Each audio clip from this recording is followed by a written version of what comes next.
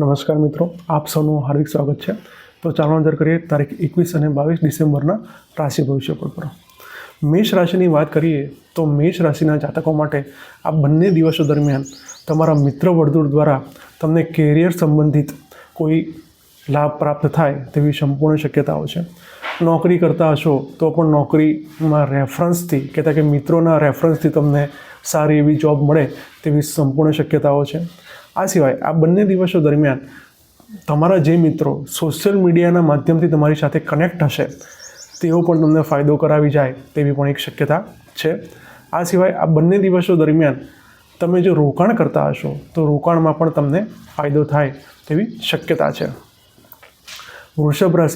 વૃષભ રાશિના જાતકોની વાત કરીએ તો આ બંને દિવસો દરમિયાન તમે જે પણ સ્થળે નોકરી કરતા હશો તે સ્થળેથી તમારા સહકર્મચારીઓ તમને સારો એવો સપોર્ટ કરતા જોવા મળી શકે છે. આ સિવાય બોસ દ્વારા પણ તમારા કાર્યના વખાણ કરવામાં આવી શકે છે. બોસ સાથે જો અગાઉ તમારા સંબંધો ખરાબ થયા હશે તો તે સંબંધોમાં પણ સુધારો આવતો જોવા મળી શકે છે. આ સિવાય આ બંને દિવસો દરમિયાન જો તમારે પ્રમોશન અંગેની કોઈ કાર્યવાહી થવા જઈ રહી હશે તો તેમાં પણ તમને સારું એવું પ્રમોશન અને ગ્રોથ મળે તેવી શક્યતા છે. રોકાણ માટે પણ આ બંને દિવસો તમારા માટે સારા સાબિત થાય તેવી શક્યતા છે. વૃષભ રાશિના જાતકોની વાત કરીએ તો વૃષભ રાશિના જાતકોને આ બંને દિવસો દરમિયાન કોઈ ધાર્મિક સ્થળની મુલાકાત લેવાનું થાય તેવી શક્યતા છે. આ સિવાય ગુરુ કે વડીલ સમાન કોઈ વ્યક્તિને મળવાના કારણે તમારા જીવનમાં એક નવા પ્રકારની ઉર્જાનો તમે અહેસાસ કરશો. આ સિવાય આ બંને દિવસો દરમિયાન તમારે જો આર્થિક સમસ્યાનો કોઈક અત્યારે પ્રોબ્લેમ ચાલી રહ્યો હશે તો તમને તેમાં પણ રાહત મળશે અને કહેતા કે પિતા જ તમને આર્થિક સમસ્યામાં મદદ કરી દે એવું પણ બની શકે છે. આ સિવાય આ બંને દિવસો દરમિયાન તમારા માટે જો તમે રોકાણ કરતા હશો તો રોકાણમાં પણ ફાયદો થાય તેવી શક્યતા છે. કર્ક રાશિના જાતકોએ આ બંને દિવસોને ખાસ સાવધાનીપૂર્વક પસાર કરવાના છે. ખાસ ગભરાવાની કોઈ એવી જરૂર નથી, પરંતુ તમે જો વ્હીકલ ચલાવતા હોય તો વ્હીકલને ખાસ ધીરી ગતિએ ચલાવવું જોઈએ.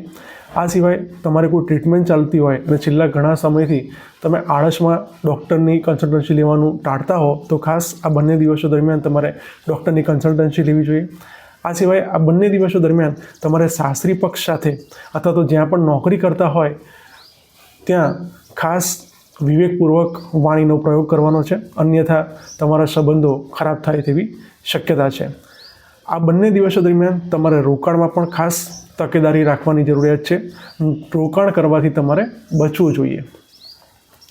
સિંહ રાશિના જાતકોની વાત કરીએ તો સિંહ રાશિના જાતકોને આ બંને દિવસો દરમિયાન લાઈફ પાર્ટનરનો સારો એવો સપોર્ટ મળતો જણાશે. આ સિવાય આ બંને દિવસો દરમિયાન લાઈફ પાર્ટનર દ્વારા તમે જે બિઝનેસ કરો છો તે બિઝનેસના નવા આઈડિયા પણ આપવામાં આવી શકે છે. આ સિવાય આ બંને દિવસો દરમિયાન એવું પણ બની શકે છે કે તમારી જે કોઈ બિઝનેસ ડીલ હોય તે છેલ્લા ઘણા સમયથી ગૂંચવાયેલી હોય અને તેમાં તમને સારું એવું પરિણામ ના મળતું હોય તો આ બંને દિવસો દરમિયાન આ ડીલ સારામાં સારી રીતે સક્સેસ થાય તેવું બની શકે છે. આ સિવાય રોકાણ કરતા હશો તો રોકાણમાં પણ તમને આ બંને દિવસો દરમિયાન ફાયદો થાય તેવી શક્યતા છે. કન્યા રાશિના જાતકોની વાત કરીએ તો આ બંને દિવસો દરમિયાન કન્યા રાશિના જાતકોને કોઈક સિઝનલ બીમારીમાં ખર્ચ થાય તેવી શક્યતા છે. આ સિવાય આ બંને દિવસો દરમિયાન કોર્ટ કચેરીના ધક્કા પણ તમારે થઈ શકે છે.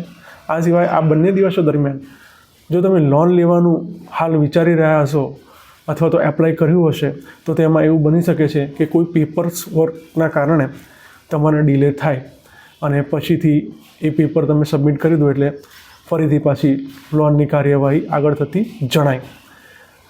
તો ખાસ આ બંને દિવસો દરમિયાન તમારે રોકાણથી પણ બચવું જોઈએ.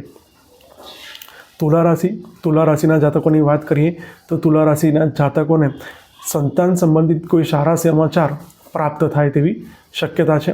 આ સિવાય એવું પણ બની શકે છે કે જો તમે રિલેશનશિપમાં હશો તો તમે બંને જણા એકબીજાને સારામાં સારી રીતે સમજી શકશો આ બંને દિવસો દરમિયાન અને બંને માટે સારો એવો પ્રેમ ઉભરાશે આ બંને દિવસો દરમિયાન.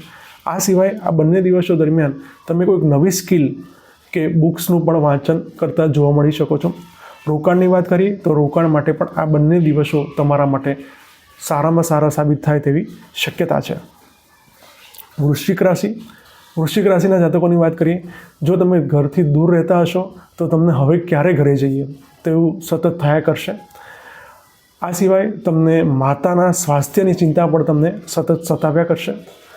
આ ઉપરાંત એવું પણ બની શકે છે કે તમારે જમીન કે મકાન સંબંધિત કોઈ ડીલ કરવાની હશે તો ડીલમાં પણ તમને સારામાં સારી સફળતા મળતી જોવા મળી શકે છે. જો કે તમારે આ ડીલની અંદર ખાસ બેલેન્સ માઇન્ડ સાથે, એટલે કે બહુ ડીલે પણ નહીં અને બહુ ઉતાવળ પણ નહીં, એ રીતે તમારે કાર્ય કરવાનું રહેશે. આ સિવાય આ બંને દિવસો રોકાણ માટે પણ તમારા માટે સારા સાબિત થઈ શકે તેવી શક્યતા છે. ધન રાશિના જાતકોની વાત કરીએ તો ધન રાશિના જાતકો જો આ બંને દિવસો દરમિયાન કોઈ ડોક્યુમેન્ટ સંબંધિત કોઈ કાર્ય હાથમાં લેશે તો તેમાં તેમને સારામાં સારી સફળતા મળતી જણાશે.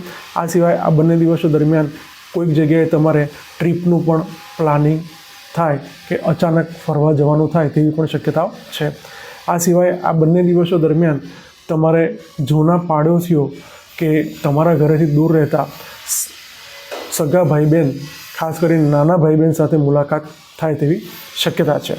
આ સિવાય આ બંને દિવસો દરમિયાન રોકાણમાં પણ તમને સારામાં સારો ફાયદો થાય તેવી પણ શક્યતા છે. મકર રાશિના જાતકોની વાત કરીએ તો મકર રાશિના જાતકોને, જે જાતકો બિઝનેસ કરતા હશે તેમને સારામાં સારો બિઝનેસ આ બંને દિવસો દરમિયાન થતો જોવા મળી શકે છે. આ સિવાય આ બંને દિવસો દરમિયાન તમારે જે કોઈ નજીકના સંબંધી સાથે બોલવા ચાલવાનું થયું હોય તો તે સંબંધોમાં ફરીથી મીઠાશ આવતી જણાશે. એટલે કે ફરીથી અગાઉ જેવા તમારા સંબંધો હતા તેમની સાથે તેવા સંબંધો થઈ શકે છે. આ સિવાય આ બંને દિવસો દરમિયાન જો તમે રોકાણ કરવાનું વિચારી રહ્યા છો તો રોકાણમાં પણ તમને ફાયદો થાય તેવી શક્યતા છે. કુંભ રાશિના જાતકોની વાત કરીએ તો કુંભ રાશિના જાતકોને આ બંને દિવસો દરમિયાન તમે થોડા સ્વકેન્દ્રિત રહેશો, કહેતા કે તમે પોતાના કઈ રીતના પ્લાનિંગ કરવા અને અગાઉ જે તમારા પ્લાનિંગ જે બાકી રહી ગયેલા છે તેની ઉપર કઈ રીતે કામ કરવું તે અંગે વિચાર કરતા જોવા મળી શકો છો. આ સિવાય આ બંને દિવસો દરમિયાન એવું પણ બની શકે છે કે ક્યાંક તમારું વજન જો વધ્યું હોય તો તે વજનને કઈ રીતે ઘટાડવું, અથવા તો સ્કિન તમારી કોઈ ડલ થઈ ગઈ હોય તો તમે તેની ઉપર પણ વિચાર કરતા જોવા મળી શકો છો કે કઈ રીતે હું આ બાબતે કામ કરું, મારા હેલ્થને લઈને કામ કરું, જેથી કરીને મારું હેલ્થ ઇમ્પ્રૂવ થાય અને હું લુકવાઇઝ પણ સારો ઇમ્પ્રૂવ થવું તેવું તમે વિચાર કરતા જોવા મળી શકો છો. આ સિવાય રોકાણમાં પણ તમને બંને દિવસો દરમિયાન સારામાં સારો ફાયદો થતો જોવા મળી શકે છે. મીન રાશિના જાતકોની વાત કરીએ તો આ બંને દિવસો તમારે ખાસ સાવધાનીપૂર્વક પસાર કરવાની જરૂરિયાત છે. આ બંને દિવસો દરમિયાન ક્યાંક તમારે હોસ્પિટલના દોડા ધક્કા અચાનક આવી શકે છે. આ બંને દિવસો દરમિયાન તમારે ક્યાંક જો તમે શોપિંગમાં ગયા હોય તો તમે પોતાના ઉપર ધાર્યા કરતાં વધુ ખર્ચ કરવાને કારણે તમારું બજેટ છે આ મહિનાનું એ થોડું ખોરવાઈ શકે છે. તો ખાસ તમારે આ બંને દિવસો દરમિયાન તમારા સેવિંગ ઉપર ધ્યાન આપવું જોઈએ અને વધુ ખર્ચ કરવાથી બચવું જોઈએ. આ સિવાય એવું પણ બની શકે છે કે જો તમે વિદેશ સંબંધિત કોઈ કાર્ય કોઈ એજન્ટને આપેલું હોય અથવા તો તમે પોતે કરતા હોય તો તેમાં અચાનક ફી વધારાની ડિમાન્ડ થઈ શકે છે. તો તેને લઈને પણ તમારે વધુ ખર્ચ કરવો પડે તેવી પણ એક શક્યતા છે. રોકાણ કરવાથી તમારે આ બંને દિવસો દરમિયાન બચવું જોઈએ. હવે રાશિઓની વાત કરીએ તો મિથુન રાશિ, તુલા રાશિ અને કુંભ રાશિ, આ ત્રણેય રાશિના જાતકોને આ બંને દિવસો દરમિયાન જો તમે રોકાણ કરવા જઈ રહ્યા હશો તો તમને તેમાં ફાયદો થાય તેવી શક્યતા છે. જ્યારે કર્ક રાશિ, કન્યા રાશિ અને મીન રાશિ, આ ત્રણેય રાશિના જાતકોએ આ બંને દિવસોએ રોકાણ કરવાથી ખાસ બચવું જોઈએ. ઓમ નમઃ શિવાય.